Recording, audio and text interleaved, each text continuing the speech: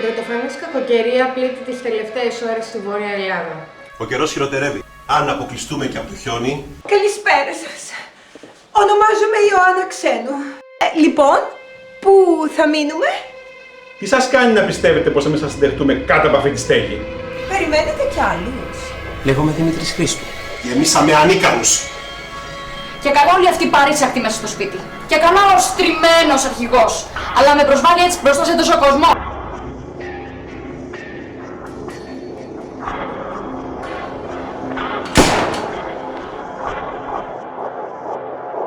Πρέπει να θάψουμε το πτώμα στο χιόνι. Εγώ πάω στο δωμάτιό μου. Φέρε με ένα μπουκάλι με κονιάκ. Άρα ο δολοφόνος βρίσκεται ακόμα μέσα στο σπίτι.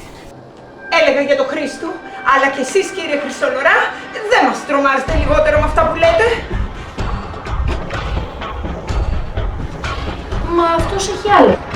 Λέει ότι έχει. Δεν το απέδειξε. Δεν ξέρουμε καλά αν αυτός ο άντρας είναι αστυνομικός. Είμαι εγκλωβισμένη στο ίδιο μου το σπίτι. Έχω ένα πτώμα θαμμένο στο δικό μου. Και είμαι και ύποπτη για ένα φόνο που δεν έχω κάνει.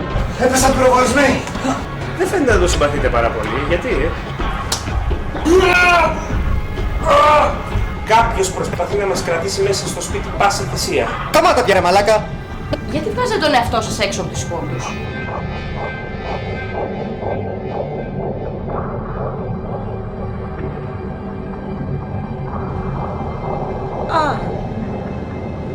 Ώστε εσείς είστε ο αόρατος συγγραφέας.